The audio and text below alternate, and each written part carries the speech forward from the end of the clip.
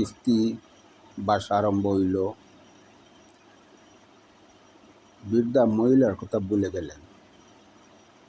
অনেক বাসার পরে বৃদ্ধা মহিলার কথা স্মরণ হইল।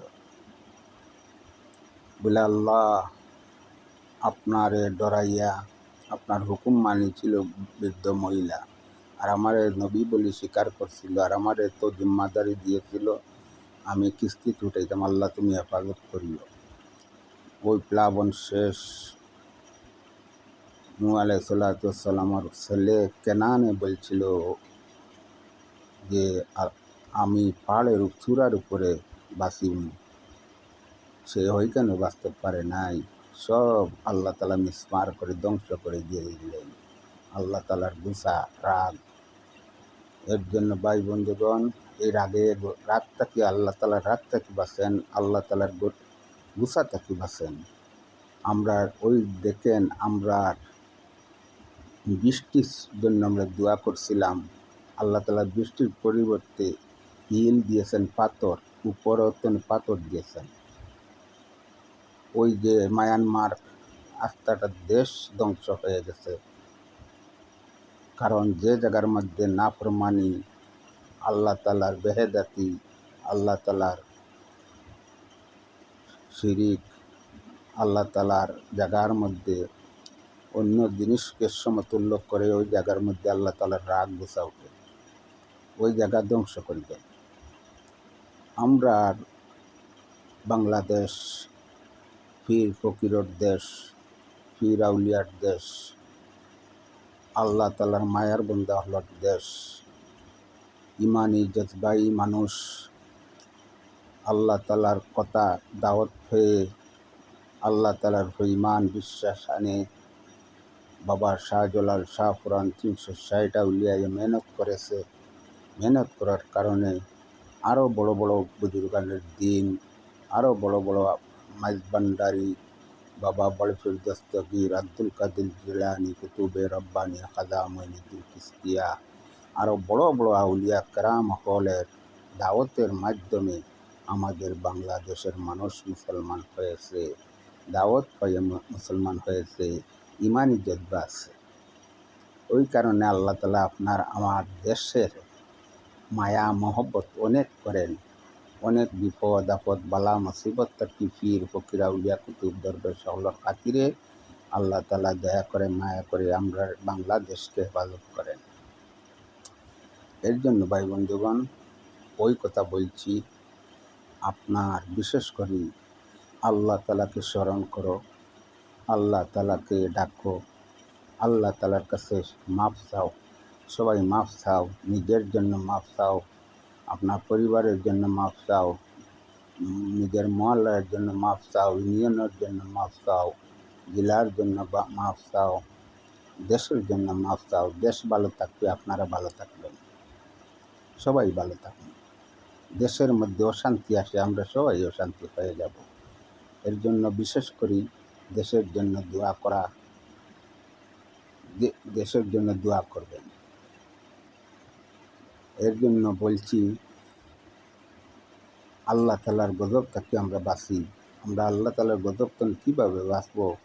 আমরা ফেসবুক ইউটিউব খুললে দেখি কীভাবে মানুষকে মারা ধরা নির্যাতন, হায় হায় হায় হায়, ছেলে দি গড়ছি দি বাড়িয়া কত রাহাজানি হয়। আমরা ওইটা তো একটু বিরত হই ভাই, ওইটা থেকে আমরা হেফাজত হই। আল্লাহ তাআলার দিকে তাকাইয়া মানুষে যদি কিছু গুনাহ করে, মানুষে কিছু দোষ করে, তাকে কিছু মাফ করে দেওয়া উত্তম। নবী মুহাম্মদ রাসূলুল্লাহ সাল্লাল্লাহু আলাইহি ওয়াসাল্লাম বলেছেন, একজনে থাপ্পড় দিল, বিচার ইনসাফ হইল তাকে থাপ্পড় দেওয়া, আর সবচেয়ে উত্তম হইল তাকে মাফ করে দেওয়া। এই জন্য আপনি আমি যদি একজনে দোষ করেছে, আমরা যদি মাফ করে দেই, আল্লাহ তাআলা খুশি হয়ে ওই জায়গার মধ্যে আল্লাহ তাআলা রহমত নাযিল করেন। এর জন্য আমরা আজকে রাত সেরি খাইমু, আগামীকাল রোজা রাখমু, পরের দিন আমরা ঈদ হবে।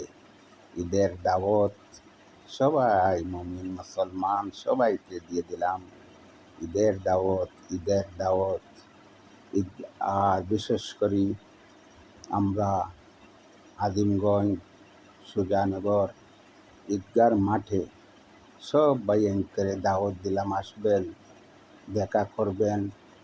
ইনশাল্লাহ আপনাদের প্রতি আমার হর টাইমে যত ভিডিও আছে সব ভিডিওর মধ্যে আমি দোয়া করি যে আল্লাহ তাআলা দুনিয়ার মানুষকে যেন শান্তি করে দেন, দুনিয়ার মানুষকে যেন সুস্থতা দান করেন। দুনিয়ার মানুষের দান খয়রাত কত কিছু রমজান মাসে করেছে। আল্লাহ সবার দান খয়রাতরে আল্লাহ তুমি কবুল করো, মঞ্জুর করো।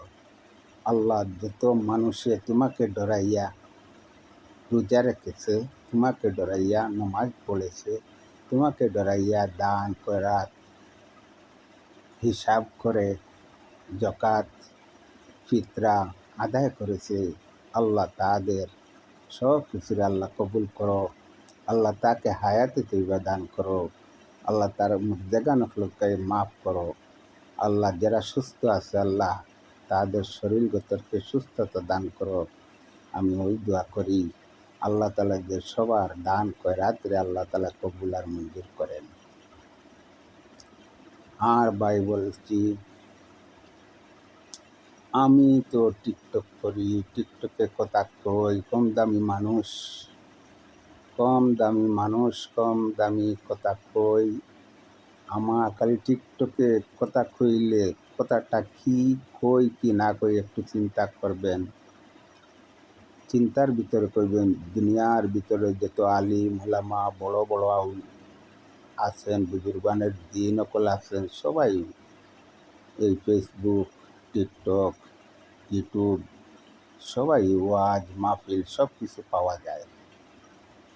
এর জন্য আপনাদের হাতে ধরি, পায়ে ধরি, আমাকে যদি আমার ভুল ভ্রান্তি হয়ে থাকে আপনারা দয়া করে মায়া করে আমাকে মাফ করে দিবেন। আর ঈদের দিন আমার জন্য দোয়া করবেন।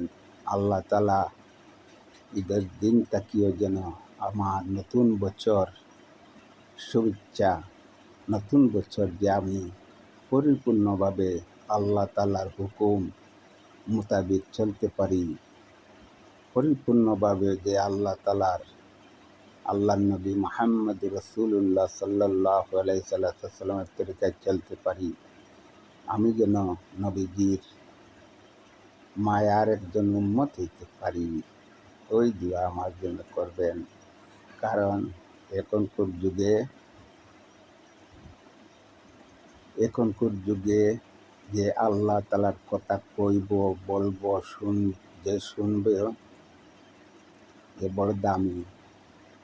কারণ ওই যুগে নবী সকল আসিলেন, নবীর সাহাবায়ে কেরাম সকল আসিলেন, আউলিয়া আসিলেন, জাহিরি বাতিনি পীর ফকির আসিলেন।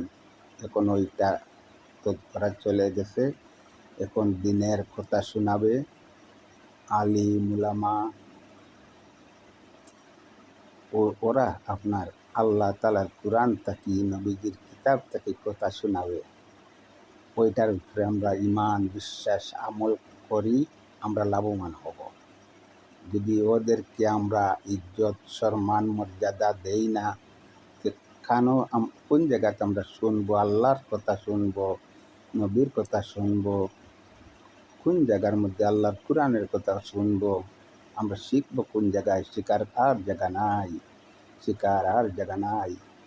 এর লাগি আল্লাহর নবী মুহাম্মদ রাসূলুল্লাহ সাল্লাল্লাহু আলাইহি সাল্লাম বলেছেন, আমার আখিরি জীবনের উম্মত আলিম উলামা আমার ওই যুগে নাইবে রসুলের কথা শোনাবে, নবীর কথা শোনাবে। এর জন্য ভাই বিশেষ করে আমার জন্য দোয়া করবেন। এই কিছু লম্বা হয়ে যায়, এখন রাখলাম।